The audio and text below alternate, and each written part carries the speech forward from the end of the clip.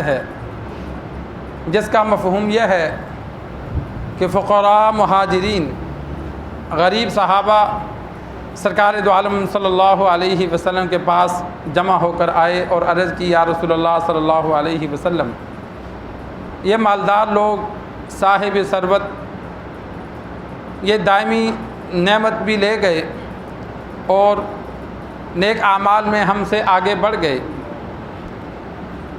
آپ صلی اللہ علیہ وسلم نے فرمایا وہ کیسے؟ انہوں نے عرض کی یا رسول اللہ صلی اللہ علیہ وسلم، ہم نماز پڑھتے ہیں وہ بھی ہماری طرح نماز پڑھتے ہیں، ہم روزے رکھتے ہیں وہ بھی روزہ رکھتے ہیں، لیکن وہ مال کی وجہ سے صدقہ کرتے ہیں جو ہم نہیں کر سکتے، وہ غلام آزاد کرتے ہیں ہم آزاد نہیں کر سکتے، تو ہم ان سے پیچھے ہیں۔ آپ صلی اللہ علیہ وسلم نے فرمایا کیا تمہیں میں ایسا عمل نہ بتلا دوں کہ اگر تم وہ عمل کرو گے تو جو تم سے پہلے اسلام لے آئے تم ان کے برابر ہو جاؤ گے، اور جو تمہارے بعد آئیں گے تم ان سے آگے رہو گے، سوائے ان لوگوں کے جو تمہاری طرح عمل کرنے لگ جائیں۔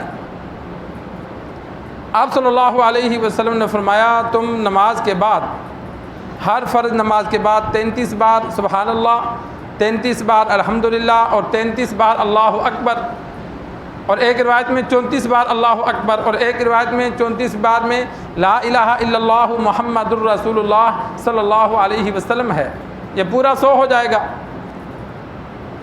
تو وہ صحابہ یہ عمل کرنے لگے، نماز پڑھتے تھے، نماز کے بعد باقی صحابہ چلے جاتے، جن صحابہ نے حدیث پوچھی وہ بیٹھ کر انگلیوں پر گنتے۔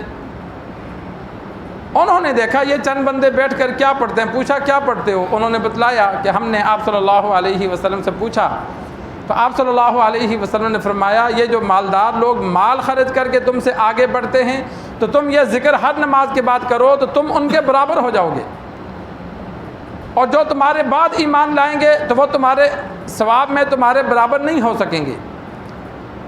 تو وہ مالدار صحابہ بھی یہ عمل شروع کر دیا، نماز پڑھتے مالدار بھی ذکر کرتے، پھر جاتے کہ بھائی ذکر میں ہم کیوں پیچھے رہیں۔ غریب صحابہ نے آ کر آپ صلی اللہ علیہ وسلم سے عرض کی یا رسول اللہ یہ عمل تو وہ بھی کرنے لگ گئے۔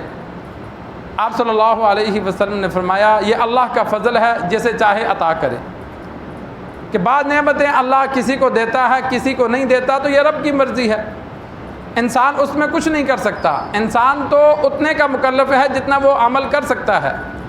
اب اللہ نے ایک کو مال دیا ایک کو نہیں دیا، اب مال والا خرچ کر کے زیادہ ثواب کما لیتا ہے، دوسرا بندہ غریب ہے نہیں کر سکتا، تو اس میں کوئی قباحت تو نہیں ہے۔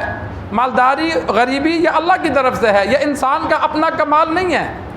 ہم بسا اوقات لوگوں کو طعن و تشنیع کرتے ہیں کہ بھائی یہ کام نہیں کرتا یا یہ محنت نہیں کرتا، اس نے محنت کی ہوتی تو آج یہ ہو جاتا، ایسا نہیں ہے۔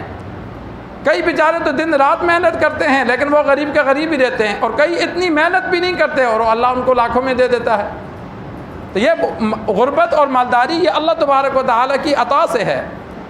تو سرکار دو عالم صلی اللہ علیہ وسلم نے فرمایا جن صحابہ کو اللہ نے مال دیا ہے تو یہ اللہ نے ان پہ اپنا فضل کیا ہے، وہ جسے چاہے جس پر چاہے کرے، تو لہذا اگر وہ نیک اعمال میں تم سے آگے ہیں تو یہ اللہ کی طرف سے ہے۔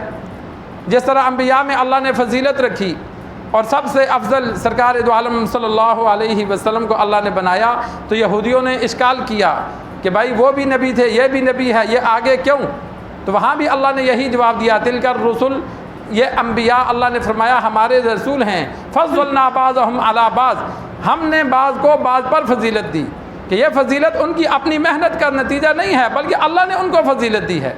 جس طرح صحابی ہونا ان کی محنت کا نتیجہ نہیں ہے کہ ہم میں سے کوئی محنت کر کے ان جیسی محنت کر کے صحابی بن جائے، نہیں، یہ اللہ کا فضل ہے، نبی کے دور میں پیدا کر کے ایمان کی توفیق دے دی۔ اب آپ صلی اللہ علیہ وسلم کا دیدار کیا ایمان کی حالت میں، یہ اللہ نے ان کو نصیب کیا تو وہ صحابی بن گئے، ان کے عمل کی وجہ سے ان کو وہ درجہ نہیں ملا، آپ صلی اللہ علیہ وسلم کا دیدار جو نصیب ہوا اس وجہ سے وہ صحابی بن گئے۔ ورنہ بعض اولیاء اللہ ایسے ہیں جو آپ صلی اللہ علیہ وسلم کے صحابہ کے بعد آئے لیکن ان کے اعمال بعض صحابہ سے آگے تھے۔ صحابہ بسا اوقات زیادہ محنت مشقت والے اعمال نہیں کرتے تھے کیونکہ وہ تو بخشے بخشائے تھے، بعض کے اولیاء اللہ بعض ایسے بھی گزرے ہیں جنہوں نے بڑی محنت کی، دن رات مشقت والے کام کیے، لیکن وہ صحابہ کی خاک کے برابر بھی نہیں ہو سکتے، کیونکہ جو نبی کا دیدار کی وجہ سے ان کو درجہ ملا وہ بعد والوں کو نہیں مل سکتا۔ پوری دنیا کے اولیاء اللہ جمع ہو جائیں، وہ ایک صحابی ادنا سے ادنا صحابی کے برابر نہیں ہو سکتے۔ تو یہ اللہ کا فضل ہے، اللہ جس کو چاہے عطا کرے۔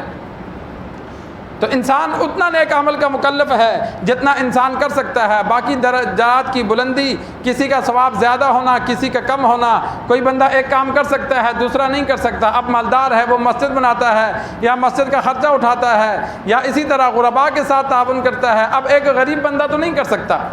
اگر وہ دونوں نماز پڑھتے ہیں، دونوں ذکر و اذکار کرتے ہیں، لیکن مالدار عبادت کے ساتھ تھوڑا سا اور خرچ کر کے آگے بڑھ جاتا ہے۔ اسی وجہ سے علماء نے لکھا کہ مالدار بندہ صاحب شکر ہو، کہ مال کا حق ادا کرتا ہو، اللہ کا شکر ادا کرتا ہو، وہ غریب صبر کرنے والے سے افضل ہے۔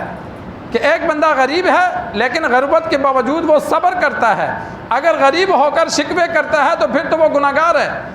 لیکن دونوں نیک ہیں، مالدار بھی نیک ہے، غریب بھی نیک ہے، دونوں بندے نیک ہیں۔ مالدار مال پر شکر کرتا ہے، غریب اپنے فقر پہ صبر کرتا ہے، اور نیکی کے کاموں میں دونوں برابر ہیں۔ تو جو مالدار ہے وہ غریب سے اعلیٰ ہے، اس لیے کہ اللہ نے اس کو مال دیا، مال کی وجہ سے وہ کئی جگہوں پہ خرچ کرے گا جہاں غریب خرچ نہیں کر سکتا۔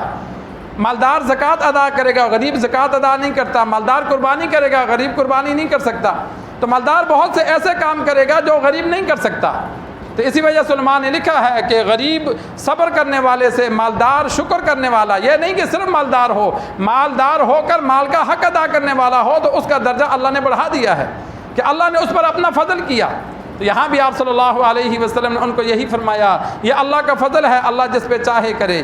تو یہ بہترین عمل ہے۔ ہر نماز کے بعد انسان 33 بار سبحان اللہ، 33 بار الحمدللہ، 34 بار اللہ اکبر، تقریباً بہت ہی وقت لگا تو 4 منٹ لگیں گے۔ عصر اور فجر کے بعد ہم پڑھتے ہیں تو باقی 3 نمازوں کے بعد بھی پڑھا جائے۔ ایک روایت میں موجود ہے جو بندہ یہ عمل کرتا ہے 5 نمازوں کے بعد تو اس کے گناہ اللہ معاف فرماتا ہے، اگرچہ سمندر کی جھاگ کے برابر ہوں۔ کتنا بڑا اجر ہے، سمندر کتنا بڑا ہے، تو سمندر کی جھاگ کتنی ہوگی؟ فرمایا اگر اس کے گناہ سمندر کے جھاگ کی برابر بھی ہوں تو اس عمل کی وجہ سے اللہ اس کے گناہ معاف فرما دیتا ہے۔ تو انسان کوشش کرے یہ عمل ہمیشہ کرنے کی۔ اللہ سے دعا ہے اللہ تبارک و تعالی ہمیں دین سیکھ کر سمجھ کر عمل کرنے کی توفیق عطا فرمائے۔